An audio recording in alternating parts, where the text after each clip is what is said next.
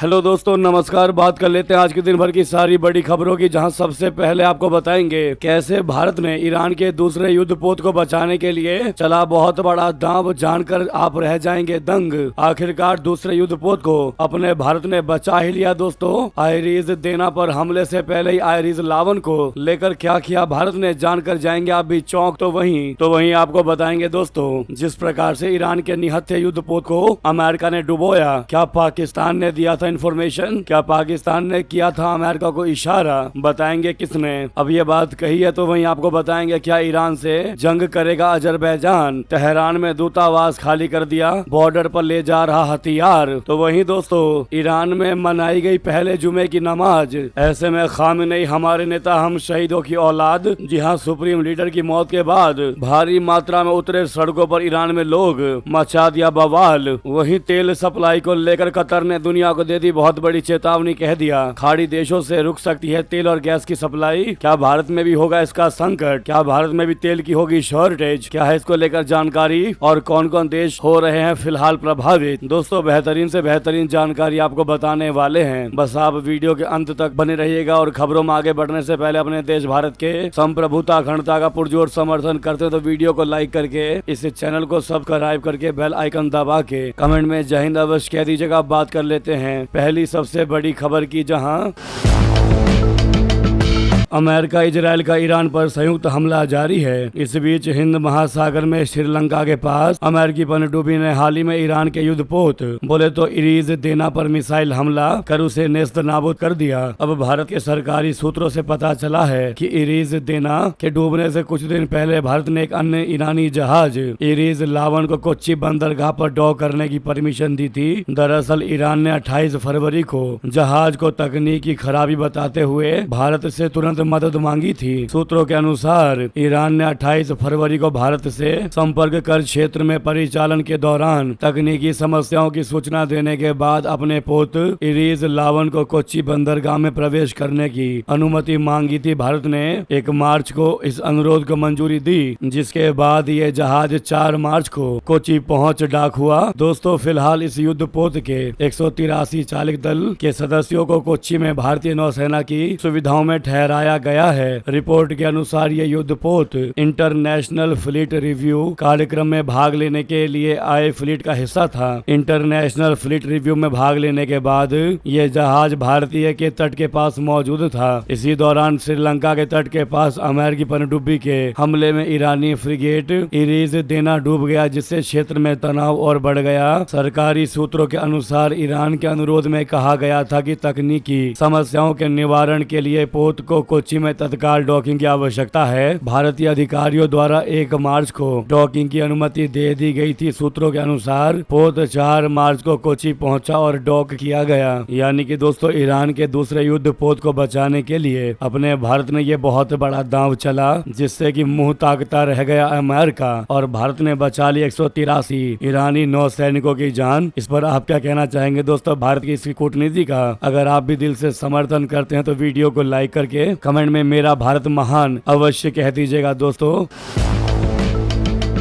इससे पहले अमेरिकी हमले में डूबे युद्धपोत से निकाले गए मरे हुए सैनिकों, शहीद हुए सैनिकों को श्रीलंका ने कहा अलविदा। प्रदर्शन में लगे नो ब्लड फॉर ऑयल के नारे, क्या है इसका मतलब आपको बता दें दोस्तों। श्रीलंका में ईरानी युद्धपोत इरीज देना से मिले नाविकों के शवों का पोस्टमार्टम पूरा कर लिया गया है। अस्पताल सूत्रों ने शुक्रवार को इसकी पुष्टि की। दरअसल बुधवार को श्रीलंका के दक्षिणी तट गाले के पास अमेरिकी पनडुब्बी के हमले में ईरानी युद्धपोत इरीज देना डूब गया। इस घटना के बाद श्रीलंका ने समुद्र से 84 ईरानी नाविकों के शव को बरामद किया। इन सभी का पोस्टमार्टम किया गया। वहीं 84 में से 80 शवों की पहचान जीवित बचे नाविकों ने कर ली। गाले अस्पताल के मेडिकल सुपरिटेंडेंट ने कहा है कि पोस्टमार्टम के प्रमाण पत्र तय प्रक्रिया के अनुसार जारी किए जाएंगे। इसी बीच दोस्तों, कोलंबो में इस घटना के विरोध में एक प्रदर्शन भी किया गया। विपक्ष के नेतृत्व में हुए इस प्रदर्शन का थीम था नो ब्लड फॉर ऑयल। इस प्रदर्शन में कोलंबो में ईरान के राजदूत अली रेजा राजा डेल खोश भी शामिल हुए। प्रदर्शन में ईरान के खिलाफ सैन्य कार्रवाई को रोकने की मांग की गई। ईरानी राजदूत ने कहा कि अमेरिका की ओर से उनके देश पर किए गए हमले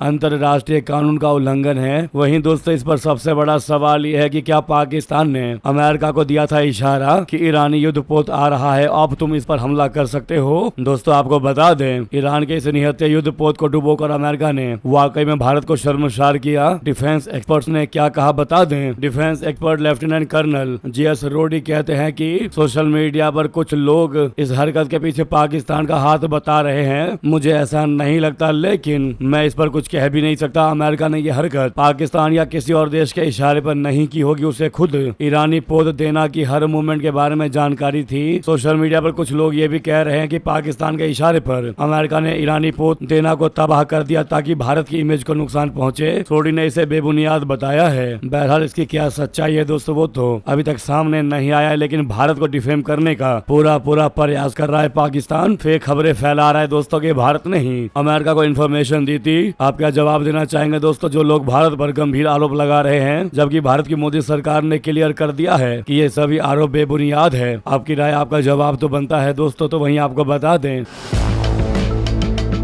वहीं दूसरी तरफ अमेरिका ने बहुत बड़ा दावा कर दिया। दावा ये किया कि अमेरिकी आर्मी और फाइटर जेट्स की खुफिया इनपुट ईरान को रशिया दे रहा है। दोस्तों, ये भी बहुत बड़ा और चौंका देने वाला दावा किया है अमेरिका ने। आपको बता दें, ईरान इजराइल जंग के बीच रशिया ईरान को ऐसी खुफिया जानकारी दे रहा है जिससे वो मध्य पूर्व में मौजूद अमेरिकी सैन्य ठिकानों को निशाना बना सके। रिपोर्ट के अनुसार इस मामले की जानकारी रखने वाले 3 अधिकारियों ने बताया कि रशिया की मदद से ईरान को अमेरिकी सैन्य संसाधनों की लोकेशन से जुड़ी अहम जानकारियां मिल रही हैं। रिपोर्ट के अनुसार ये संकेत है कि तेजी से बढ़ रहे इस युद्ध में अब अमेरिका के प्रमुख प्रतिद्वंदी देशों की भी भूमिका बढ़ सकती है। बताया जा रहा है कि संघर्ष शुरू होने के बाद से रूस ने ईरान के साथ अमेरिकी सैन्य ठिकानों की जानकारियां साझा की हैं। अधिकारियों के मुताबिक रूस ने ईरान को अमेरिका के युद्धपोतों और सैन्य विमानों की लोकेशन से जुड़ी जानकारियां दी है। ये जानकारी देने वाले अधिकारियों ने मामले की संवेदनशीलता को देखते हुए अपनी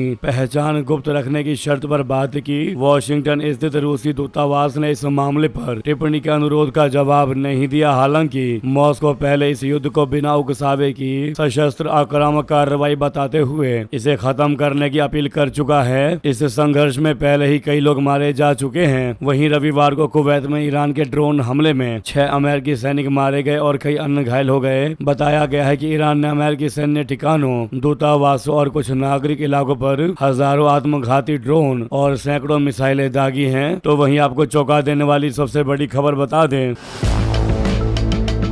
क्या ईरान से जंग करेगा अजरबैजान? तेहरान में दूतावास खाली कर दिया, साथ में बॉर्डर पर हथियार लेकर जाता दिखाई दे रहा है। दोस्तों, अजरबैजान ने ईरानी ड्रोन हमलों के बाद तीखी प्रतिक्रिया देते हुए ईरान की राजधानी तेहरान में स्थित अपने दूतावास को पूरे तरीके से खाली कर दिया है। इसके अलावा ईरान के तबरेज में स्थित वाणिज्य दूतावास को भी अजरबैजान ने खाली कर दिया है और सेना को हाई अलर्ट पर रहने को कहा है। अजरबैजान ईरान के साथ लगती सीमा पर सेल्फ प्रोपेल्ड आर्टिलरी सिस्टम को तैनात करना शुरू कर दिया है। अजर न्यूज की रिपोर्ट के अनुसार अजरबैजान के विदेश मंत्री जेहून बेयरामोव ने कहा कि नखचीवन पर ड्रोन हमले के बाद गुरुवार को राष्ट्रपति इल्हाम अलीयेव की बातों से एक साफ मैसेज गया है। इसमें जोर दिया गया है कि अजरबैजान के सुरक्षा और डिप्लोमेटिक कदम सबसे ऊंचे लेवल पर लागू किए जा रहे हैं। जेहून बेयरामोव ने बाकू में मोल्दोवा के डिप्टी प्राइम मिनिस्टर और विदेश मंत्री मिहाई पोप्सोई के साथ एक प्रेस ब्रीफिंग में कहा कि अजरबैजान ईरान से अपने पूरे डिप्लोमेटिक स्टाफ को निकाल रहा है। बेयरामोव ने कहा कि अजरबैजान के राष्ट्रपति इल्हाम अलीयेव ने ईरान से डिप्लोमेटिक मिशन को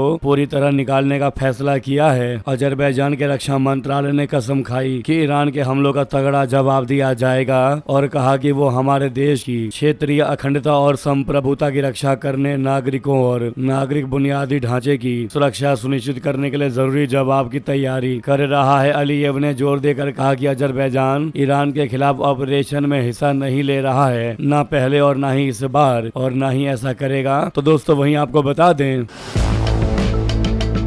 ईरान में शुक्रवार की नमाज कुछ खास थी। सुप्रीम लीडर की मौत के बाद ईरान में पहली जुमे की नमाज खामेनेई हमारे नेता, हम शहीदों की औलाद जैसे लगे नारे। दोस्तों 10-11 बजते ही तेहरान की सड़कों पर मर्दों और महिलाओं का हुजूम सा उमड़ पड़ा। महिलाएं काले लिबास में थी और पर्दा किए हुए थी, लेकिन उनका गुस्सा साफ साफ महसूस किया जा सकता था। पुरुष भी काले कपड़े में थे, लेकिन वे मुखर थे और इजराइल अमेरिका की बर्बादी नारे जोर शोर से लगा रहे थे। शुक्रवार को अली खामेनेई की मौत के ठीक एक सप्ताह बाद ईरान में पहली जुमे की नमाज अदा हुई। युद्ध की आग, अमेरिका इजराइल के लगातार एयर स्ट्राइक्स और राष्ट्रीय शोक के बीच तेहरान के इमाम खुमैनी मजल्ला, अंगेलाब स्क्वायर और सैकड़ों मस्जिदों में लाखों लोग जमा हुए। यूं लगता था शहर काले कपड़ों से ढक गया है। कुछ लोगों के हाथों में खामेनेई की तस्वीर भी थी, तो कुछ हाथ इजराइल और अमेरिका के विरोध में प्ले कार्ड लेकर अपना प्रतिरोध जाहिर कर रहे थे। आंसू भरे आंखों और मुठ्ठियां तानकर रमजान के महीने में लोग लबैक या खामेनेई, खामेनेई मैं हाजिर हूँ, मर्ग बर अमेरिका, अमेरिका मुर्दाबाद, मर्ग बर इजराइल, इजराइल मुर्दाबाद के नारे लगा रहे थे। ये नमाज सिर्फ इबादत नहीं बल्कि प्रतिरोध और एकता का ऐतिहासिक प्रदर्शन बन गया। दोस्तों अल जजीरा की एक टीम ने बताया कि भीड़ इजरायली और अमेरिकी बमबारी के बावजूद जरा सी भी भयभीत नहीं थी ईरान पर अमेरिकी और इजरायली हमले के बाद पहली बार ईरानी कौम इतनी बड़ी तादाद में सड़क पर आई थी। इससे पहले मिनाब की शहीद बच्चियों के जनाजे की नमाज में भी ऐसा ही माहौल देखने को मिला था। ईरानी मीडिया द्वारा शेयर किए गए फुटेज में राजधानी में इमाम खुमैनी की ग्रैंड मस्जिद के बाहर खुली जगह पर काले कपड़े पहने पुरुषों और महिलाओं की भीड़ दिख रही है। इस दौरान लाउड स्पीकर पर एक शख्स भीड़ को संबोधित करता है और अली खामेनेई के लिए दुख जताता है। इस शख्स ने कहा कि खामेनेई हमारे समय में ईमान के प्रतीक थे, वे हमारे रखवाले थे, जबकि पास ही प्रार्थना की चटाई पर बैठे दूसरे लोग खुलेआम रो रहे थे। दोस्तों यहाँ तक कि इमाम मिलिट्री यूनिफॉर्म और हाथ में बंदूक लिए खड़े थे। ये कुछ अलग ही नजारा था कि इमाम जुमा का खुतबा मिलिट्री ड्रेस पहन कर दिया, हाथ में बंदूक तक उन्होंने पकड़ी हुई थी। इमाम ने इस अंदाज में भाषण देकर ये संदेश देने का प्रयास किया कि देश कठिन हालात का सामना कर रहा है और लोगों को एकजुट रहना चाहिए। वहीं खामेनेई के एक्स अकाउंट से ईरान ने नेतन्याहू को बहुत बड़ी धमकी दी। लिख दिया, इजराइल ने बड़ी गलती कर दी है, भुगतेगा अब नतीजा। जी हां, ट्रम्प के इस बयान के बाद अयातुल्लाह अली खामेनेई के एक्स अकाउंट से इजराइल को धमकी दी गई। पोस्ट में लिखा है कि ईरान पर हमला करके इजराइल ने बहुत बड़ी गलती कर दी है और उसे इसका नतीजा भुगतना ही पड़ेगा। जैसा कि आप सामने खामेनेई.ir का ये ट्वीट देख पा रहे हैं। दोस्तों तो वहीं आपको अगली खबर बता दें, वहीं अमेरिकी राष्ट्रपति डोनाल्ड ट्रम्प ने कह दिया है कि ईरान के साथ चल रहे युद्ध को खत्म करने के लिए कोई समझौता नहीं होगा। जब तक ईरान बिना शर्त आत्मसमर्पण नहीं करता तब तक ये युद्ध शांत नहीं होगा, तब तक हम अटैक करना नहीं छोड़ेंगे। ट्रम्प ने यह बात शुक्रवार को अपने social media platform truth social पर पोस्ट में कही। ट्रम्प ने कहा कि अगर ईरान बिना शर्त आत्मसमर्पण करता है तो उसके बाद वहां नया और बेहतरीन और स्वीकार्य नेतृत्व चुना जाएगा। ट्रम्प ने कहा कि इसके बाद अमेरिका और इसके सहयोगी देश मिलकर ईरान को तबाही के किनारे से वापस लाने के लिए काम करेंगे। साथ ही साथ बता दें, कतर ने पूरी दुनिया को दे दी बहुत बड़ी चेतावनी, कह दिया खाड़ी देशों से रुक सकती है तेल और गैस की सप्लाई। जी हां, मिडिल ईस्ट में बढ़ते तनाव और युद्ध के हालात के बीच कतर के एनर्जी मिनिस्टर साद अल काबी ने बहुत चिंताजनक चेतावनी दी है। उनके मुताबिक अगर यह युद्ध जारी रहा तो आने वाले कुछ हफ्तों में खाड़ी देशों से तेल और गैस की सप्लाई पूरी तरह से रुक सकती है, जिसका सीधा असर पूरी दुनिया की इकोनॉमी पर पड़ेगा। एनर्जी मिनिस्टर ने अनुमान लगाया कि तेल की कीमतें $150 प्रति बैरल तक पहुंच सकती है। इसके अलावा गैस की कीमतों के भी युद्ध से पहले के लेवल से 4 गुना बढ़ने का खतरा है। उन्होंने कहा कि अगर युद्ध अभी खत्म भी हो जाता है तो भी कतर को सप्लाई के नॉर्मल साइकिल पर लौटने में कई हफ्ते या महीने लग सकते हैं। दुनिया के दूसरे सबसे बड़े एलएनजी प्रोड्यूसर कतर को अपने राज लफान प्लांट पर ईरानी ड्रोन हमले के बाद फोर्स मेजोर घोषित करना पड़ा है। सुरक्षा कारणों से प्लांट में काम रोक दिया गया है और करीब 9,000 कर्मचारियों को सुरक्षित निकाल लिया गया है। एनर्जी मिनिस्टर ने साफ किया कि जब तक युद्ध पूरी तरह खत्म नहीं हो जाता और सेना हरी झंडी नहीं दे देती तब तक प्रोडक्शन फिर से शुरू नहीं होगा। दुनिया का करीब 5वां हिस्सा तेल और गैस इसी रास्ते से सप्लाई होता है, लेकिन अब जहाज का ट्रैफिक लगभग रुक गया है। यूएस और इजराइल के ईरान पर हमला करने के बाद यह इलाका वॉर जोन बन गया है और अब तक कम से कम 10 जहाजों को निशाना बनाया जा चुका है। ऐसे में कतर के मुताबिक अब जहाज मालिकों के लिए अपने जहाजों को और क्रू को इन खतरनाक रास्तों पर भेजना मुमकिन नहीं है। जी हाँ, इसीलिए कतर ने दुनिया भर को चेतावनी जारी कर दी है। इसी बीच दोस्तों ईरान युद्ध का असर पाकिस्तान में भी देखने को मिला। पेट्रोल डीजल के लिए तरस रहा है पाकिस्तान। कई राज्यों में पेट्रोल पंप पड़े खाली। जी हां, ईरान युद्ध के बीच पड़ोसी देश पाकिस्तान को इस समय पेट्रोल डीजल की खासी किल्लत का सामना करना पड़ रहा है। बलूचिस्तान हो या फिर खैबर पख्तूनख्वा या फिर पाकिस्तान का पंजाब प्रांत या फिर सिंध, हर जगह पर लोग ज्यादातर पेट्रोल पंप पर पेट्रोल डीजल न होने की शिकायत करते हुए दिख रहे हैं। असल में पाकिस्तान की कुल तेल आवश्यकता का 35% हिस्सा ईरान से अवैध रूप से आए तेल से पूरा होता है, जहां सबसे ज्यादा बलूचिस्तान में कुल 80% पेट्रोल और डीजल की खपत ईरानी तेल से पूरी होती है। इसी तरह सिंध की कुल तेल की आवश्यकता का यानी जरूरत का 20% हिस्सा ईरानी तेल से पूरा होता है। खैबर पख्तूनख्वा में 18% और पंजाब में 13% तेल की जरूरत ईरानी तेल पूरी करता है। ईरानी तेल पाकिस्तान में अन्य तेल के मुकाबले काफी सस्ता होता है। उदाहरण के लिए इस समय पूरे पाकिस्तान में पेट्रोल 266 रुपए प्रति लीटर है, लेकिन ईरानी पेट्रोल की कीमत 172 प्रति लीटर है। और क्योंकि बलूचिस्तान प्रांत से ईरान का बॉर्डर लगता है, ऐसे में बलूचिस्तान के कई सीमावर्ती इलाकों में हर दिन 1 करोड़ लीटर पेट्रोल और डीजल अवैध रूप से पाकिस्तान में लाया जाता है और यहाँ लाकर बेचा जाता है। दोस्तों वैसे पाकिस्तान दावा कर रहा है कि उसके पास अगले 24 दिनों का पेट्रोल और डीजल है, लेकिन स्ट्रेट ऑफ हॉर्मुज के युद्ध में बंद होने की वजह पाकिस्तान में किसी अन्य रूट से तेल नहीं पहुंच पाना है। साथ ही ईरान में युद्ध की वजह से ईरानी पेट्रोल डीजल भी पाकिस्तान में नहीं पहुंच पा रहा है, जिसकी वजह से सबसे बुरी हालत बलूचिस्तान में दिखाई दे रही है, जहां 70% से ज्यादा पेट्रोल पंप खाली हैं। ऐसे में पाकिस्तान में किल्लत दिखाई दे रही है दोस्तों। आने वाले समय में महामारी पैदा हो सकती है पाकिस्तान में तेल को लेकर।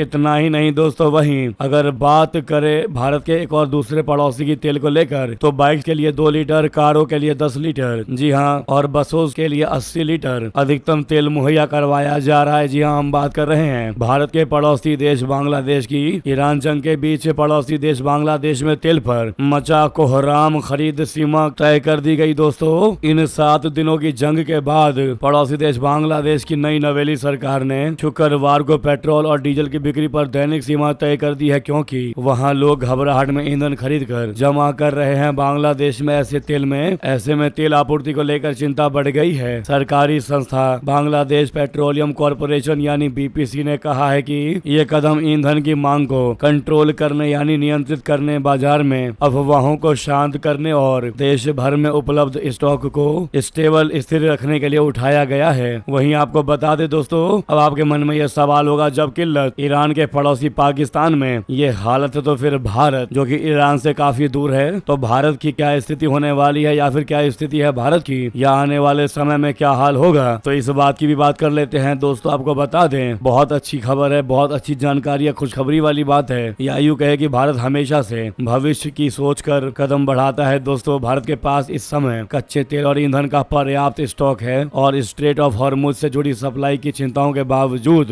भारत देश आरामदायक स्थिति में है। आवश्यकता पड़ने पर सरकार ईंधन की सप्लाई लगातार बनाए रखने के लिए और कदम उठाने को भी तैयार है। सरकारी सूत्रों के अनुसार भारतीय रिफाइनरियों के पास फिलहाल कच्चे तेल का अच्छा भंडार है और सरकार स्थिति पर बारीकी से करीबी से नजर रख रही है। सरकार का कहना है कि अगर खाड़ी क्षेत्र में सप्लाई बाधित भी होती है, तो भारत दूसरे इलाकों से तेल की सप्लाई बढ़ाने के लिए पूर्ण रूप से तैयार है। भारत दुनिया के दूसरे हिस्सों से सप्लाई बढ़ाने की तैयारी कर रहा है, जिससे स्ट्रेट ऑफ हॉर्मुज से होने वाली कमी को पूरा किया जा सके। सरकार ने यह भी संकेत दिया है कि अगर जरूरत पड़ी तो देश में ईंधन की उपलब्धता बनाए रखने के लिए और भी कदम उठाए जाएंगे, जो कि भारत के लिए ये फायदे की बात है। दोस्तों भारत के लिए एक पॉजिटिव एजेंडे की बात है। इसके अलावा भारतीय रिफाइनरियां अभी तक सिर्फ वही रूसी कच्चा तेल खरीद रही है, जिस पर कोई प्रतिबंध नहीं है। 2022 के बाद से रूस से भारत का तेल आयात काफी बढ़ गया है, जबकि उससे पहले ये बहुत कम था। साथ ही साथ अपने भारत के लिए एक और खुशखबरी भरी खबर, जिससे हर एक भारतीय का, आपका, हमारा सीना गर्व से चौड़ा हो जाएगा। दोस्तों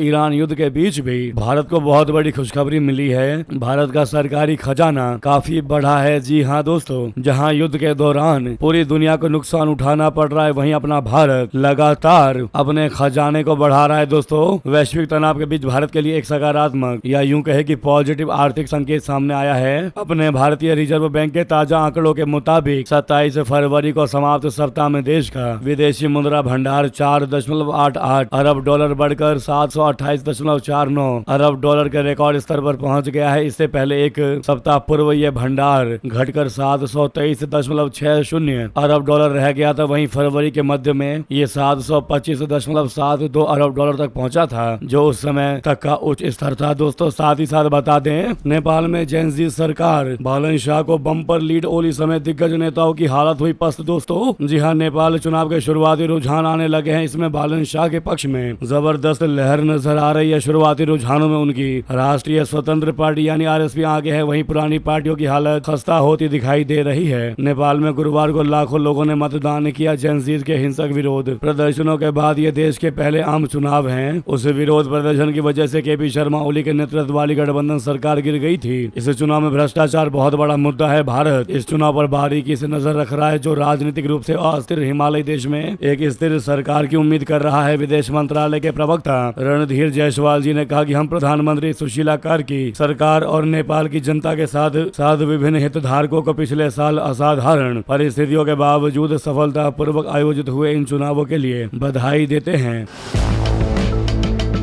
वहीं आपको बता दें, यूएस, इजरायल और ईरान के बीच चल रही घमासान जंग के बीच भारत के 2 होनहार पायलट भी देश के लिए शहीद हो गए। दोनों पायलट देश की पूर्वी सीमा पर तैनात थे और गुरुवार शाम को असम के जोहरहाट से एयर पेट्रोल पर निकले थे। तभी उनका Sukhoi 30 MKI fighter jet car भी आंगलोंग में क्रैश हो गया। वीर गति को प्राप्त हुए फ्लाइट लेफ्टिनेंट पूर्वेश दुगरकर पिछले साल पाकिस्तान के खिलाफ चलाए गए ऑपरेशन सिंदूर का भी हिस्सा थे। 4 दिनों तक चले इस ऑपरेशन में भारतीय वायुसेना ने पाकिस्तान में जबरदस्त तबाही मचाई थी, जिसके चलते उसे भारत के सामने घुटने टेक कर रहम की भीख मांगने को मजबूर होना पड़ा था। उनके पिता रविंद्र दुर्गकर अपने बेटे के अकस्मात जाने पर टूट गए। उन्होंने रूंधे गले से बताया कि क्रैश से एक दिन पहले मैंने अपने बेटे से बात की थी। उनके पिता ने कहा कि आसमान का शेर था मेरा बेटा। मेरे बेटे ने सिंदूर में ऑपरेशन सिंदूर में पाकिस्तान को सबक सिखाया था। ऐसे में इन होनहार शहीद हुए भारतीय वायुसेना के पायलट को श्रद्धांजलि आप लोग कमेंट में अवश्य दीजिएगा। वहीं दोस्तों बात कर लेते हैं डोमेस्टिक खबरों की, जहां नीतीश कुमार से निशांत तक जेडीयू में नए युग की शुरुआत कैसे बदलेगी बिहार की सियासी हवा। आपको बता दें, करीब 2 दशकों से बिहार के मुख्यमंत्री और राज्य की राजनीति के धुरी रहे नीतीश कुमार के राज्यसभा जाने के फैसले के बाद अब बिहार की राजनीति में एक बड़ा बदलाव देखने को मिलेगा। मुख्यमंत्री नीतीश कुमार जी के इकलौते बेटे निशांत कुमार अब सक्रिय राजनीति में कदम रखने जा रहे हैं। जानकारी के अनुसार निशांत कुमार 8 मार्च को औपचारिक रूप से जनता दल यूनाइटेड यानी जेडीयू की सदस्यता ग्रहण करेंगे। उनका ये राजनीतिक पदार्पण ऐसे समय हो रहा है जब नीतीश कुमार ने हाल ही में राज्यसभा के लिए नामांकन दाखिल किया है, जिससे पार्टी के भीतर नेतृत्व परिवर्तन को लेकर चर्चाएं तेज हो गई हैं। जेडीयू के वरिष्ठ नेताओं के मुताबिक निशांत कुमार पटना में आयोजित एक कार्यक्रम के दौरान पार्टी की प्राथमिक सदस्यता लेंगे। इस कार्यक्रम में राज्य के अलग अलग जिलों से पार्टी कार्यकर्ताओं के शामिल होने की संभावनाएं हैं। पार्टी के अंदर इसे एक महत्वपूर्ण संगठनात्मक कदम माना जा रहा है। अब ऐसे में राजनीतिक गलियारों में चर्चा है कि जेडीयू अब धीरे धीरे नए नेतृत्व को आगे लाने की तैयारी कर रहा है। इसी संदर्भ में निशांत कुमार का राजनीति में प्रवेश भी महत्वपूर्ण माना जा रहा है। अब हमारा सवाल आपसे यही है दोस्तों कि क्या निशांत कुमार अपने पिता नीतीश कुमार की ही तरह राजनीति में कामयाब हो पाएंगे? क्या लगता है दोस्तों? आपको अपनी राय अवश्य दीजिएगा, कमेंट जरूर कीजिएगा और लगे हाथ वीडियो को लाइक करके इस चैनल को सब्सक्राइब करके बेल आइकन दबा के कमेंट में जय हिंद अवश्य कह दीजिएगा दोस्तों। तो मिलते हैं आपसे अगली बड़ी खबर में। यहाँ तक बने रहने के लिए आप सभी का बहुत बहुत धन्यवाद, बहुत बहुत आभार। जय हिंद, जय भारत।